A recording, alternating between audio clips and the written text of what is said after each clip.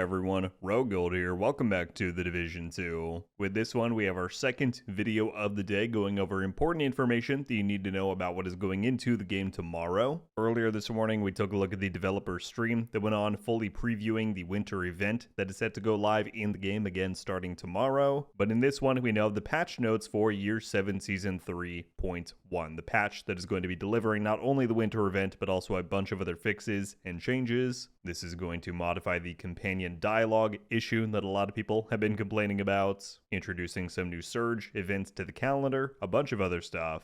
So let's get straight to it and I will fill you in on everything that you need to know. If you enjoy this one and you want to stay tuned for all of my coverage coming up on The Division 2 this week, then be sure to subscribe. As always, have to give a huge shout out to our channel members. Your support allows me to continue what I love doing on here, which is such a joy, so thank you. But without further ado, let's get to it. Alright, so the game just put out this message saying the Division 2 maintenance alert. It is happening tomorrow, Tuesday, December 16th.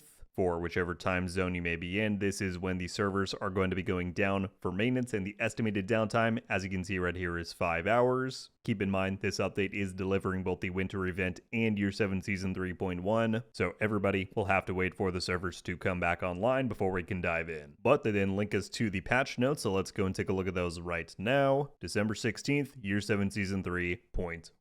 They start off here with a quick blurb about the winter event.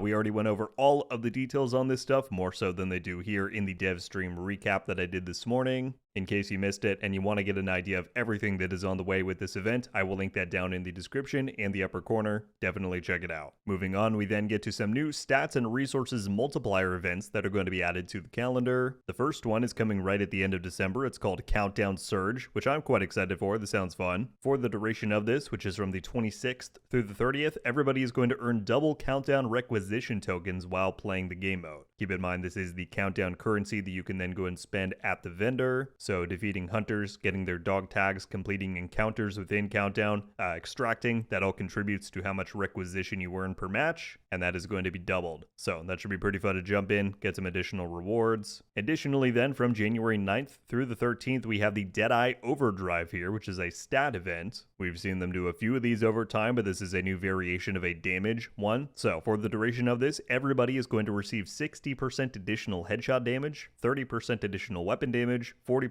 accuracy, stability, and weak point damage. So that's going to make us feel quite strong. I really hope that this time they have fixed the issue where this was also active within PvP. If this does still work within the Dark Zone in Conflict, you will see me nowhere near that for the duration of this event, but fingers crossed. We'll see what happens. Moving on, we then get to quality of life and community feedback, and this is the one and only change here, which a lot of you should care about. They have adjusted NPC Companion voice line frequency and volume to reduce excessive chatter during gameplay based on player feedback. Alright, so we don't get any specifics here about how the frequency has been reduced, like in what cases is it going to be less. But they do say that companions should talk less now than they did before. Obviously, this is just one thing on a long list of improvements that I think the community wants to see to companions, and we'll get into more of those in just a moment down here. But yeah, I know a lot of you had big issues with this, so hopefully this makes the experience a bit more enjoyable. Moving on to gear, weapons, and talents, they fixed an issue where the combat medic talent lasted longer than 10 seconds after reviving a teammate. This is the talent on the Birdie's Quick Fix Pack exotic backpack. And this was particularly kind of problematic within PvP, so that's nice to see. We talked about this in a prior video, but they've also now fixed the issue where unequipping the creator collaboration apparel caused the upper body to become invisible. It was kind of a funny bug, but that's been fixed up. Alright, then moving on, we get to modifiers and NPC companions. Tons of stuff on this list.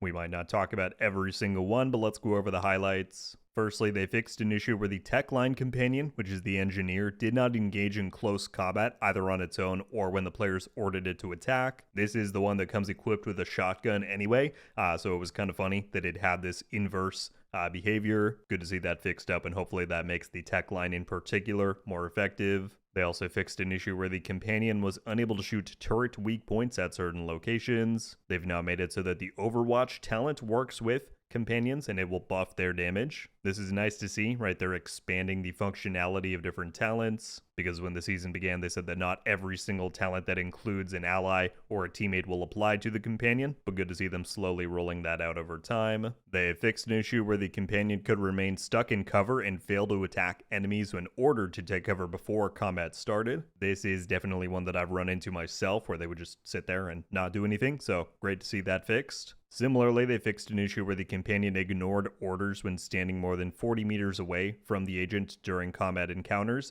I'm sure a lot of us have ran into this, where you turn around and your companion is standing like 50 meters away, just standing there while you're fighting. Hopefully this resolves that. There was some inconsistent naming between the companion's active ability on the global modifier description and the companion modifiers tutorial. Those have been fixed. And then there's a bunch of stuff right here which are technically nerfs, but they're, fixing the functionality of what was intended. The companion was able to trigger a bunch of player talents that are meant to only be activatable by the agent themselves and your actions as you play. So you can see that counts for Unstoppable Force, Reassign, Shock and Awe, Calculated, Incessant Gunner, Bloodsucker. Before now, the companion was able to trigger those bonuses, but that will no longer be the case. And then finally, they fixed an issue with the missing scroll bar in the passive modifiers menu. I saw some people saying that they were unaware that there were even more passive modifiers below where they were looking. There are, but that should now be more clearly laid out. Alright, under Legacy Climax missions, they fixed an issue with the Pact active modifiers having level 1 stats instead of their max of 5 during the Tidal Basin Climax mission. You'll recall that they fixed in a previous patch that everybody can now go back to Legacy Climax missions to replay them and use the modifiers, even if you did not play or unlock those when that season was active. So when you do last season's content now, you will have the full maximum level 5 stats of the active mods. That's nice. Additionally, they fixed an issue where the Pact Master Climax exotic rewards, which are the Blacklisters and the Tempest, were not sent to the mailbox when completing the mission with a full inventory. Alright, and then finally, down here under Other, they said fixed an issue where multiple in-game activities incorrectly granted completion reward caches from the Pact season. I know one area that I found this was that the Countdown vendor was still selling Pact caches instead of Mutiny ones, so hopefully that's been corrected. And then finally, fixed multiple localization issues.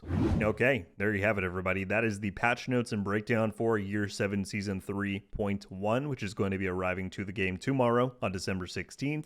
Some good changes, of course, looking aside from the winter event, which is the big highlight thing. I'm glad to see them starting to tackle a lot of the issues that people are running into with companions, whether it's the dialogue, some of the behavior, bugs where they won't engage. Like I said before, hopefully we continue seeing more improvements as the duration of the season goes on, but for as quick of a turnaround as this patch is from the launch of the season, this is good to see, and hopefully it's a decent update overall. At this point, I would love to know your guys' thoughts on everything that you're seeing within these patch notes. What's most impactful to you? What are you looking forward to? Is there anything not detailed in these patch notes that you think really needs to be addressed soon? Let me know. I'll be curious to hear your thoughts. That is going to do it for me on this one, though. Everybody, I will see you back tomorrow for everything Year 7 Season 3.1 and the winter event. But until then, RogueGold out.